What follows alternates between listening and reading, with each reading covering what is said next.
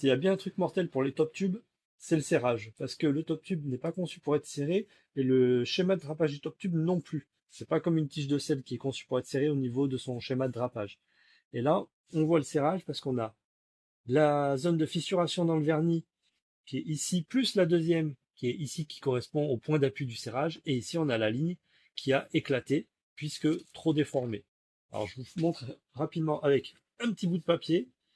Les zones qui sont fissurées dans le vernis, c'est les zones où j'ai mes doigts, les points d'appui.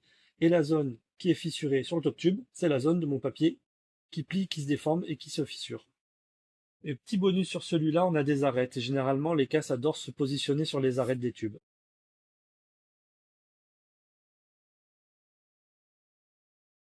Le travail de DAO est terminé.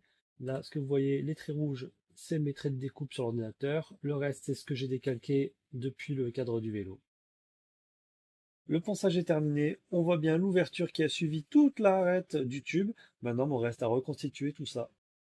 Ma réparation scarf est terminée. J'ai poncé tout le pourtour du tube. Maintenant, je vais poser la sécurisation.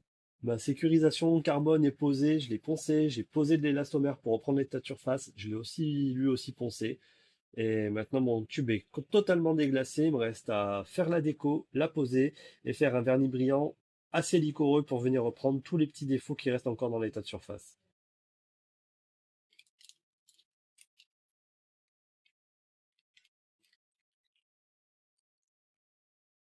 La peinture est terminée. Je vais poser mes stickers qui sont prêts et ensuite je vais vernir l'ensemble du tube. J'ai fait un vernis brillant de manière locale sur mes logos. Maintenant, je vais les masquer, je vais déglacer tout autour et je vais faire mon vernis mat. Je viens de finir la pulvérisation de mon vernis mat. Vous voyez en rose les protections sur les logos qui eux vont rester brillants. Maintenant, il me reste à démasquer tout ça et le cadre sera terminé.